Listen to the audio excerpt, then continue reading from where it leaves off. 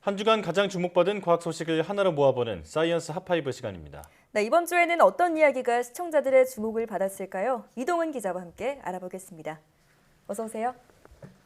네, 5위 소식부터 알려주시죠. 네, 이번 주에 매일 빠짐없이 전해드린 소식이라고 하면 아마 인도의 코로나19 상황일 겁니다. 네. 신규 확진자와 사망자가 둘 다 이 연일 최대치를 경신을 하면서 의료 시스템마저 이 붕괴 직전까지 와 있는데요. 이른바 코로나 지옥이다 이런 말이 나올 정도입니다. 네. 그런데 인도는 지난 2월만 하더라도 확산세를 다 잡았다 이런 분위기였잖아요. 근데 갑자기 왜 이렇게 된 건가요? 네, 말씀하신 대로 이 지난 2월에 인도는 이 하루 신규 환자가 한 10,000명 안팎 정도였는데요. 불과 2달 만에 하루에 30만 명이 넘는 확진자가 발생을 하더니 이제는 38만 명을 넘어섰다는 보도까지 나왔습니다. 네. 이 세계보건기구 WHO는 인도의 상황이 이렇게 급격하게 악화한 원인으로 이 3가지 정도를 꼽았는데요.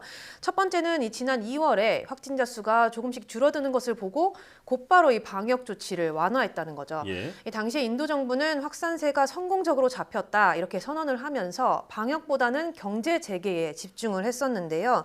여기에다가 이 힌두교 축제인 쿰브멜라가 사태를 더 악화시켰습니다. 네. 확진자 수가 다시 늘고 있는 상황에서도 이 인도 정부는 이 축제를 강행을 했고요. 이 수많은 사람들이 겐지스강으로 몰려와서 몸을 담그는 등 이 축제에 아주 적극적으로 참여하는 모습을 볼 수가 있었습니다. 네. 이 두 번째 요인으로는 이 변이 바이러스를 꼽았는데요. 인도 북부의 펀자브주에서 이 영국발 변이가 빠르게 확산을 하면서 우세종으로 자리를 잡았습니다. 또 이 이중 변이가 새롭게 나타나면서 감염자를 빠르게 확산시키는 곳도 있었는데 이런 변이 바이러스들이 기존 코로나19 바이러스보다 전파력이 훨씬 세다 이렇게 알려져 있는 만큼 피해도 큰 상황입니다. 예. 마지막 요인으로 꼽히는 것이 바로 이 낮은 백신의 접종률인데 1월부터 인도에서는 이 백신 접종이 시작이 됐지만 아직 이 접종률이 1%대에 그치면서 거의 바닥 수준을 보인다 이렇게 알려져 있습니다. 이런 것도 확산세를 키우는데 한몫을 했다 이런 분석이 나오고 있습니다. 예. 느슨해진 경각심이 돌이킬 수 없는 결과를 불러일으킨다라는 것을 잘 보여주는 사례가 아닌가라는 생각이 듭니다. 앞서도 잠시 언급하셨지만 이렇게 걷잡을 수 없는 확산세라면 의료 체계마저 붕괴할 수밖에 없는데요. 네. 특히 의료용 산소가 부족해서 사망하는 사람들도 늘고 있다고요. 네, 맞습니다. 현재 인도에서는 중증 환자가 아주 급속도로 늘면서 이 병상은 물론이고 각종 의료기기도 턱없이 모자란 상황인데요. 예. 이 가장 큰 문제가 바로 이 의료용 산소가 부족하다는 겁니다. 이 코로나19 중증 환자의 경우는 혈액 내에 이 산소 포화도가 크게 떨어지기 때문에 저산소 혈증에 시달리는 경우가 많습니다. 이렇게 되면은 이 장기 손상은 물론이고요. 생명까지 위협받을 수 있어서 산소를 주입하는 이런 치료가 반드시 필요가 한데요. 예. 여기에 쓰일 이런 의료용 산소가 부족해서 제대로 치료조차 받지 못하는 그런 환자들이 늘어나고 있는 겁니다. 실제로 세계보건기구에 따르면 50만 명의 사람들이 하루에 120만 개의 산소통을 써야 된다 이렇게 밝혔는데요. 예. 네. 인도에서는 이렇게 산소를 대량 생산할 수 있는 시설도 부족한 실정입니다. 또 이 산소가 있다고 해도 이걸 필요한 곳으로 옮기는데 너무 시간이 오래 걸린다는 것도 문제인데요.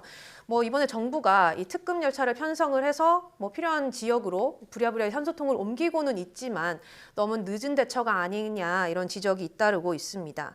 또 인도는 앞으로 이 공군 수송기와 같이 여러 가지 방법을 동원을 해서 산소 공급을 좀 원활하게 할 계획이다 이렇게 밝혔는데 현재는 세계 각국에서도 인도에 산소 발생기를 보내기도 하고요. 또 백신이라든가 긴급 물품을 지원하고 있는 만큼 좀 더 상황이 빨리 나아지기를 기대를 하고 있습니다. 네. 우리나라도 인도에 산소 발생기를 긴급 지원하기로 했는데 도움이 좀 됐으면 좋겠습니다.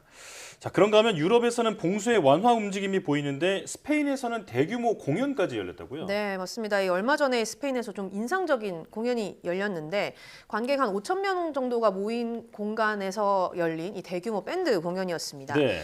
코로나19 걱정 없이 안전한 행사가 가능할까 이런 사실을 알아보기 위한 일종의 실험이었는데요. 예. 공연을 보러 온 관객들은 모두 입장 전에 음성 판정을 받은 뒤에 확인을 받고 입장을 할 수 있었고요. 마스크는 썼지만 거리 두기는 하지 않고 이 실내 공연을 즐겼습니다.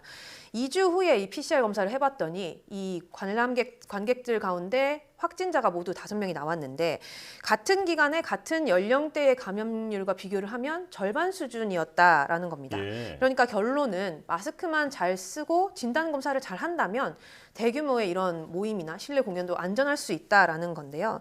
뭐 이처럼 최근 유럽에서는 이 각 나라에서 봉쇄 조치를 완화하기 위한 노력들이 이어지고 있습니다. 실제로 프랑스나 아일랜드와 같이 이동 제한 조치를 서서히 완화하고 규제를 풀고 있는 곳들이 늘어나고 있는데요.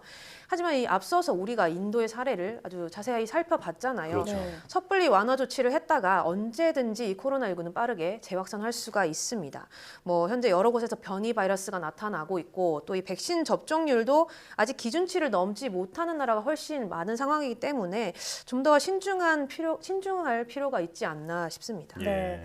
실험이 진행되고 난 뒤에 우려했던 집단 감염은 없었다고 하더라도 아직까지 여러 변수가 남아있기 때문에 개인은 물론 또 방역에 대한 경각심은 잃지 말아야겠습니다. 그런가 하면 국내에서 코로나19와 관련한 반가운 소식이 있다고요? 네, 이 국내 연구진이 코로나19 바이러스의 증식을 억제할 수 있는 단백질을 찾아냈다는 소식입니다. 이 코로나19의 감염 경로를 보면 바이러스가 세포 속으로 들어와서 단백질과 결합하면서 이 감염이 일어나는데요. 그동안 이 바이러스가 어떤 단백질과 어떻게 결합하는지가 정확하게 알려져 있지 않았습니다. 예. 근데 이번에 이 연구팀이 코로나19 바이러스와 결합하는 단백질 109개를 모두 찾아냈는데요. 이 가운데 17개의 단백질이 이 바이러스와 결합하는 과정에서 이 바이러스의 증식을 억제한다는 그런 사실을 확인을 한 겁니다. 뭐 한마디로 이 단백질들은 바이러스가 몸속에 들어와서 다른 세포를 감염시키지 못하도록 방해하는 역할을 한다는 건데요. 예. 연구팀은 이번 연구를 통해서 이런 단백질들이 각각 이 바이러스와 얼마나 결합을 잘하는지 결합 강도의 순위도 확인했다고 합니다.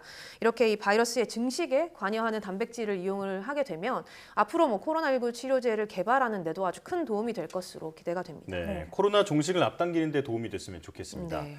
자, 역시 이번 주도 코로나19 관련 소식들이 주목을 받았는데 1위는 좀 다른 소식이군요. 네, 아마도 이 코로나19 소식들로 좀 지치신 많은 분들이 눈길을 가장 많이 끈 소식인 것 같은데 네. 국내에서 이 멸종된 따오기가 42년 만에 야생 부화에 성공했다 이런 소식입니다. 예. 네. 이번에 이 부화한 따오기는 지난 2019년에 경남 창녕군에 방사했던 이 개체들 가운데서 2마리인데요.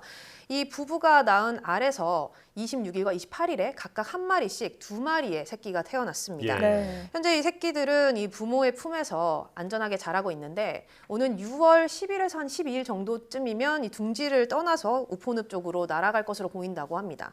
이 따오기는 멸종위기 야생생물 2급이고요. 지난 1979년에 사실상 한국에서는 사라진 것으로 알려졌는데요. 예. 2008년부터 이 경남 창녕군에 있는 따오기 센터가 이 종복원 사업을 시작해서 중국으로부터 이 개체를 기증을 받았습니다. 이후에 뭐 한 2017년까지는 인공 부화를 통해서 따오기의 개체 수를 계속 늘려왔는데요. 예. 이렇게 해서 늘어난 따오기들 가운데 한 80마리 정도를 2년에 걸쳐서 자연에다 방사를 했고요. 이 가운데 살아남은 개체는 한 50마리 정도라고 합니다. 그런데 이 중에서도 이번에 이 한 쌍이 자연에서 부화하는 데 드디어 성공을 한 거죠. 예. 뭐 그만큼 의미가 좀 크다 이렇게 볼 수 있을 것 같은데요. 네. 현재 또 다른 한 쌍이 자연에서 알을 낳아서 품는 중이라고 하니까 곧 또 반가운 소식이 들리지 않을까 기대를 해봅니다. 예. 네. 요즘 코로나19 때문에 좀 기분 좋은 소식이 많이 없었는데 이 따오기가 우리 국민에게 더 기분 좋은 소식을 전해줬네요. 오늘 말씀 전해주신 이동은 기자 고맙습니다.